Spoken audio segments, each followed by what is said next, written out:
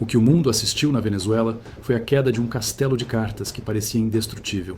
Mas, se você prestar atenção nos detalhes, vai perceber que o alvo dessa mensagem não estava apenas em Caracas. O verdadeiro recado cruzou a fronteira e aterrissou com peso de chumbo bem aqui, em Brasília. Enquanto as ruas da Venezuela festejam o fim de um pesadelo, os corredores do Palácio do Planalto mergulharam no mais absoluto silêncio. E não é um silêncio de paz, é o silêncio do pânico, porque a doutrina Trump entrou em ação, e ela não pede licença. Para entender a gravidade do que estamos vivendo, precisamos olhar para o fato concreto. O mundo parou. Donald Trump não apenas cumpriu uma promessa de campanha, ele executou uma manobra geopolítica que mudou o eixo de poder da América Latina para sempre. Nicolás Maduro, o homem forte do socialismo no século XXI, o maior aliado de Lula no continente, está preso.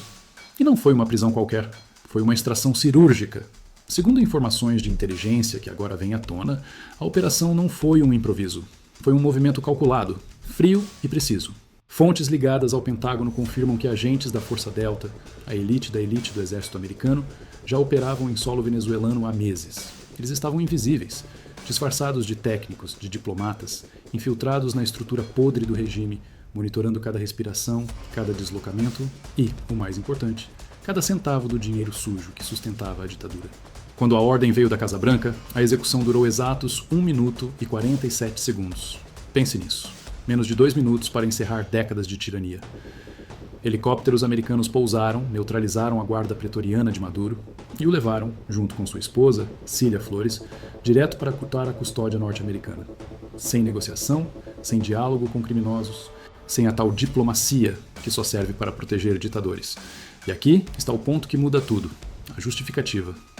Trump não agiu apenas por questões políticas. Os relatórios de inteligência confirmaram o que nós, aqui no canal, alertamos há anos. Maduro não era um presidente. Ele era o chefe de um narcoterrorismo estatal. Ele operava como um CEO do crime, ligado ao cartel de Los Soles, movimentando bilhões em drogas e armas. E parte desse dinheiro, escutem bem, parte desse dinheiro irrigava campanhas e redes de influência de partidos de esquerda por toda a América Latina. Inclusive, segundo os relatórios, com tentáculos no Brasil. Foi por isso que, quando a notícia estourou, a reação foi tão distinta. De um lado, o mundo livre celebrou. Javier Milei, na Argentina, chamou o ato de renascimento da liberdade. Na Europa, líderes conservadores aplaudiram a coragem de Trump. O povo venezuelano, chorando nas ruas, cantava o hino nacional como quem respira oxigênio puro pela primeira vez em anos. Mas, e no Brasil? O que vimos aqui? A reação de Lula foi a prova mais contundente de que o governo brasileiro sentiu o golpe na própria carne. Segundo informações de bastidores, assim que a prisão foi confirmada, Lula não convocou seus ministros para o Planalto. Ele convocou uma reunião de emergência em uma base militar. Por que esse medo? Por que se esconder atrás de muros fortificados? Porque ele sabia. Ele entendeu que aquilo não era apenas a queda de um vizinho. Era o desmoronamento do sistema de proteção mútua que a esquerda construiu no continente. A nota oficial do Itamaraty foi vergonhosa. Ao invés de celebrar a libertação de milhões de oprimidos, o governo brasileiro condenou a ação. Lula falou em violação de soberania. Ele evitou citar o nome de Trump. Ele escolheu mais uma vez ficar ao lado do tirano e contra a liberdade. Lula chamou a linha dura de Trump de perigosa. Mas o que ele chama de perigo, o mundo chama de justiça. E foi aí que a situação ficou insustentável para a narrativa petista. Donald Trump, ladeado por Marco Rubio, seu secretário de Estado e um crítico feroz do comunismo, convocou uma coletiva que entrou para a história. O recado não foi para a Venezuela. A Venezuela já estava resolvida. O recado foi para quem sobrou. Com uma calma assustadora, Trump disse: "A Venezuela foi apenas o primeiro passo." E Marco Rubio completou com uma frase que ecoou como um trovão aqui no Hemisfério Sul: "Quem se aproximar de regimes terroristas, quem conspirar contra a liberdade do seu próprio povo, enfrentará o mesmo destino." Você consegue dimensionar o peso disso? Marco Rubio, filho de cubanos que fugiram do comunismo, sabe exatamente como esses regimes operam. Ele sabe que eles usam a democracia para destruir a democracia. E quando ele diz que o tempo da diplomacia covarde acabou, ele está olhando para Brasília.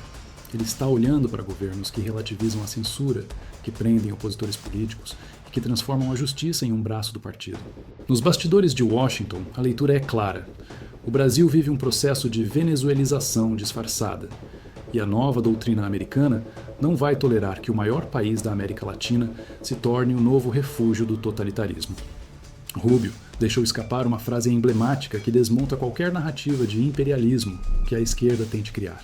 Ele disse: "O povo brasileiro precisa entender que liberdade não é concessão, é conquista, e nós estaremos ao lado de quem luta por ela."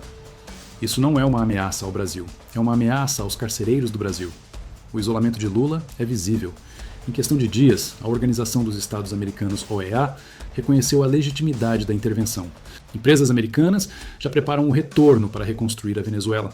O país vizinho vai renascer sob um governo de transição supervisionado, enquanto o Brasil, sob a tutela do PT, continua abraçado ao atraso, defendendo o indefensável. A grande mídia brasileira, cúmplice e silenciosa, tenta abafar o caso. Falam em respeito à autodeterminação dos povos, a mesma desculpa que usaram para ignorar a fome, a tortura e o êxodo de venezuelanos. Mas a hipocrisia caiu por terra. Onde estavam esses defensores da soberania quando o regime de Maduro financiava a instabilidade em outros países? Onde estava a indignação deles quando opositores eram caçados? A verdade é que a prisão de Maduro é um divisor de águas ético, moral e civilizacional. Trump traçou uma linha no chão. De um lado, a civilização, a ordem e a liberdade.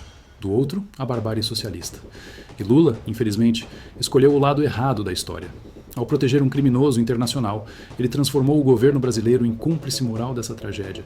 Mas por que isso é tão importante para o seu futuro, para a sua família, aqui no Brasil? Porque o modelo que destruiu a Venezuela é o mesmo que está sendo implementado aqui. Controle da informação? Cheque. Perseguição a jornalistas e parlamentares? Cheque. Aparelhamento das cortes superiores? Cheque. Criminalização de quem pensa diferente? Cheque. Marco Rubio disse: "Quando um governo começa a tratar seus cidadãos como inimigos, é sinal de que já se esqueceu o que significa ser governo. Olhe ao seu redor. Quem é tratado como inimigo no Brasil hoje? O trabalhador? O cristão? O patriota que questiona? O jornalista independente? Enquanto isso, corruptos condenados desfilam livres e traficantes são tratados como vítimas da sociedade. Essa inversão de valores está com os dias contados. A doutrina Trump é simples. O socialismo não será combatido apenas na economia, mas na moralidade. É uma batalha espiritual. É a verdade contra a mentira. E o Brasil é a peça-chave, o gigante que precisa acordar. Trump e Rubio sabem que não basta libertar a Venezuela se o Brasil cair nas garras do mesmo sistema. Por isso, os olhos da águia americana estão voltados para cá. Há relatos de que o pânico no Planalto é real, porque eles sabem que os arquivos de Maduro agora estão nas mãos do FBI e da CIA. Que segredos aquelas planilhas guardam? Que conversas, que transferências, que acordos obscuros podem vir à tona? A queda de Maduro não é apenas o fim de um ditador, é a abertura da caixa preta da esquerda latino-americana. O Brasil tem agora uma escolha histórica. Ou se alinha a essa nova era de prosperidade e liberdade, ou ficará isolado, abraçado a cadáveres políticos. Argentina e El Salvador já entenderam. Paraguai, Uruguai e Chile estão se movendo. O Brasil vai ficar para trás? A resposta não depende de Brasília.